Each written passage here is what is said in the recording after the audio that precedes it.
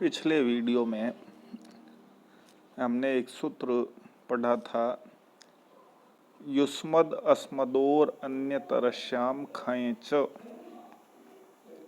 यह सूत्र यह बताता है कि युष्मद् और अस्मद् सुबंत प्रातिपदिक से शैषिक अर्थ में तद्धित संज्ञक खञ् और अण प्रत्यय होते हैं। तो हमने खञ् प्रत्यय का उदाहरण यौष्माकीनः देखा था। अब यहाँ हम अण प्रत्यय का उदाहरण युष्मद् सुबंत से देखते हैं। तो अण प्रत्यय से यौष्माकः पद निष्पन्न होता है। यौष्माकः इस पद का यदि हम लौकिक विग्रह करें तो युवयोर युष्माकम वा अयम।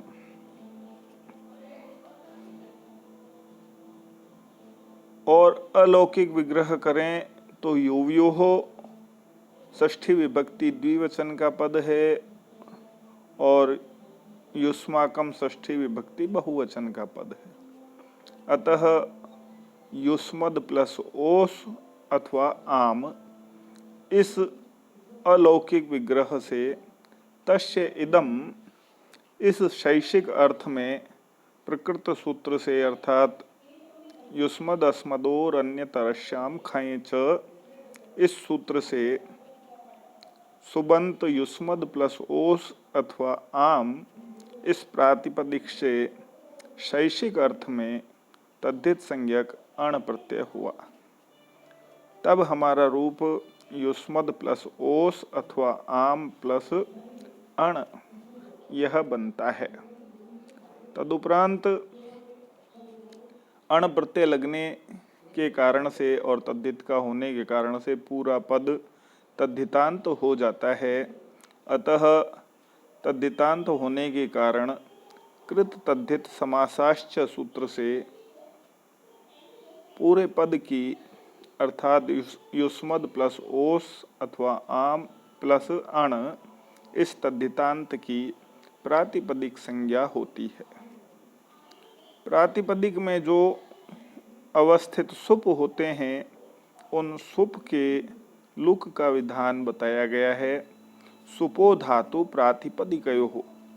इस सूत्र से प्रातिपदिक के सुप ओस अथवा आम का लुक हुआ, तब युष्मद् प्लस अण रूप बना।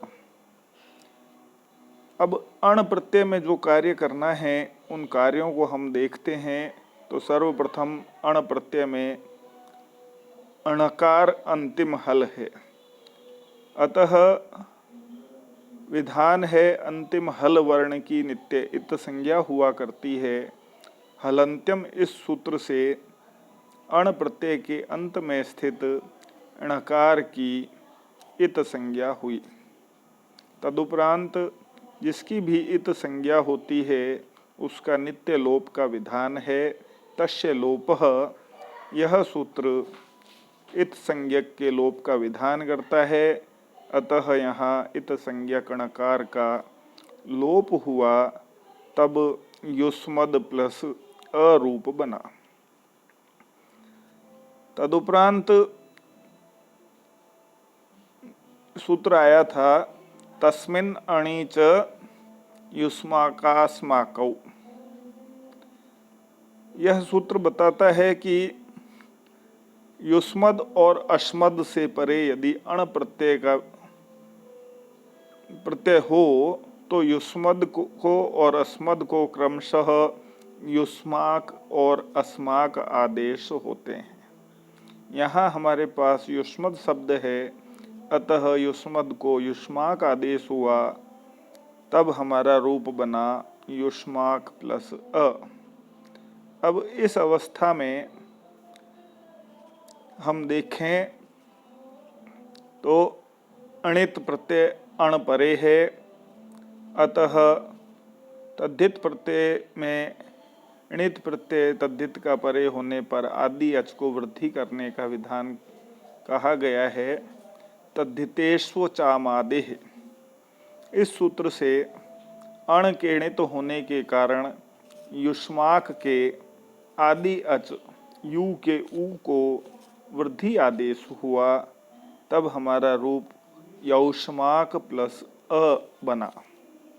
तदुपरांत तद्धित का अकार अथवा ईकार परे हो तो भ संज्ञक टी का लोप होता है यश्येति च सूत्र से।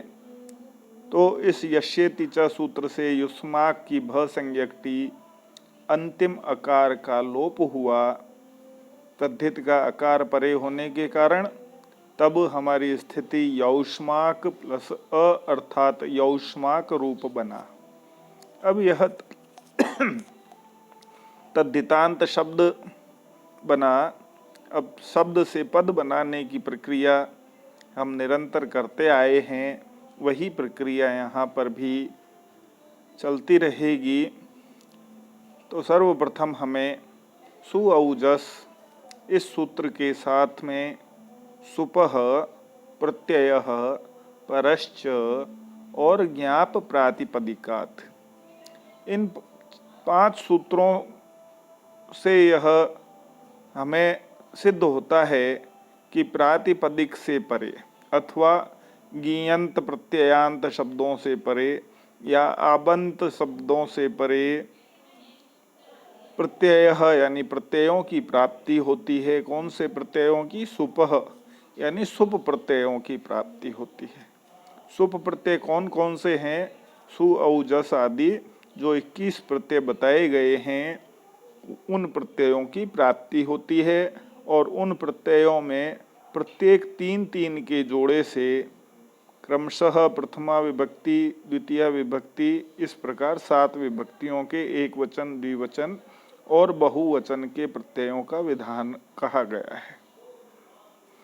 अतः द्वयेकयो द्विवचनैक वचने, इस सूत्र से प्रथमा विभक्ति एक वचन की विवक्षा में हमें सुविभक्ति प्राप्त होती है।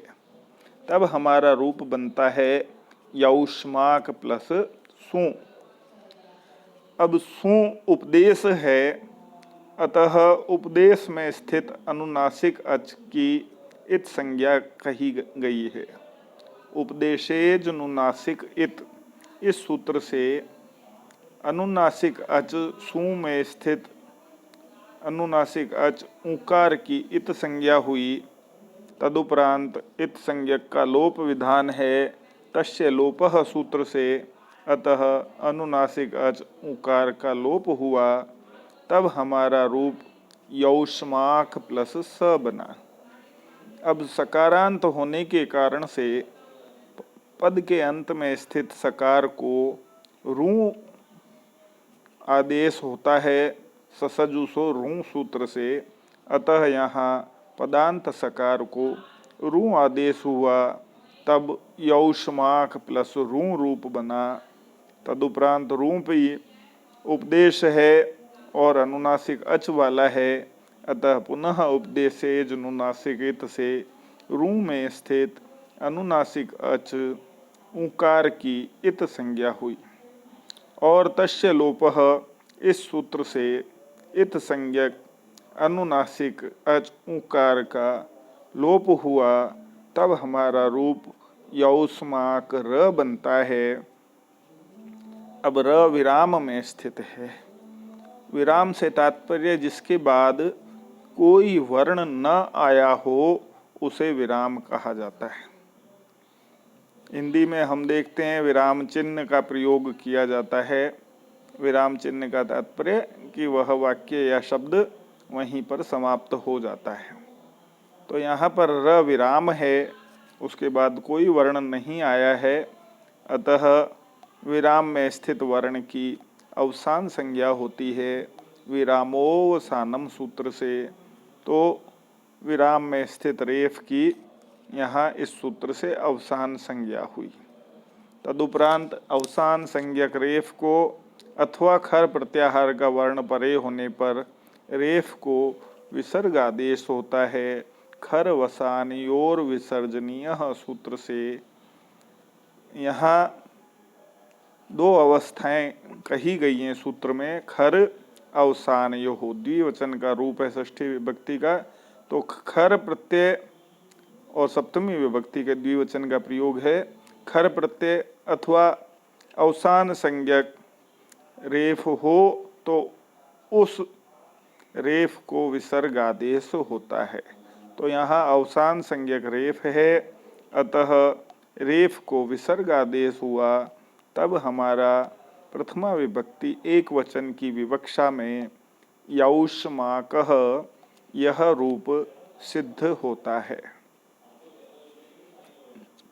हमें यह बारंबार प्रयोग करने से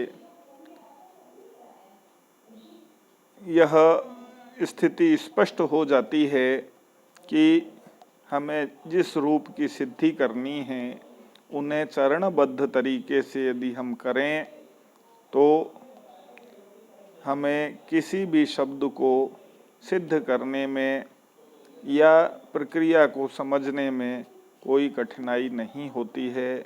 मेरा बारंबार यही आग्रह रहता है कि दिखने में व्याकरण बहुत कठिन लगती है, लेकिन यदि हम उसे चरणबद्ध तरीके से बांट लें तो हमें ज्ञात हो जाएगा कि हम कितने सरल तरीके से किसी भी रूप को सिद्ध कर सकते हैं। पहला चरण होता है हमारा मूल पद से लौकिक विग्रह और अलौकिक विग्रह किया जाता है। तदुपरांत उस अलौकिक विग्रह से विधायक सूत्र के द्वारा प्रत्यय की प्राप्ति होती है। प्रत्यय की प्राप्ति होने के बाद यदि हम देखें तो हम प्रत्यय में क्या क्या कार्य किए जाते हैं, तो जैसे अण प्रत्यय में हमने प्रत्यय लगने के बाद सर्वप्रथम प्रातिपदिक संज्ञा की, उसके बाद प्रातिपदिक में स्थित सुपों का लुक किया, अण प्रत्यय में अंतिम णकार की संज्ञा और लोप किया। तदुपरांत उस प्रत्यय के कारण से होने वाले परिवर्तन को हम देखते हैं। तो यहाँ हमने देखा युष्मद को युष्माक आदेश हुआ और युष्माक आदेश होने के बाद क्योंकि अण प्रत्यय अणित है, अतः अणित के कारण से आदि अच को वृद्धि आदेश हुआ और यशेति च से भ संज्ञक टी का लोप हुआ। ये एक प्रक्रिया है। तदुपरांत पद जो नवीन शब्द निर्माण हुआ तद्धित का, उससे हमें पद बनाने के लिए सुप विभक्तियों की आवश्यकता पड़ती है।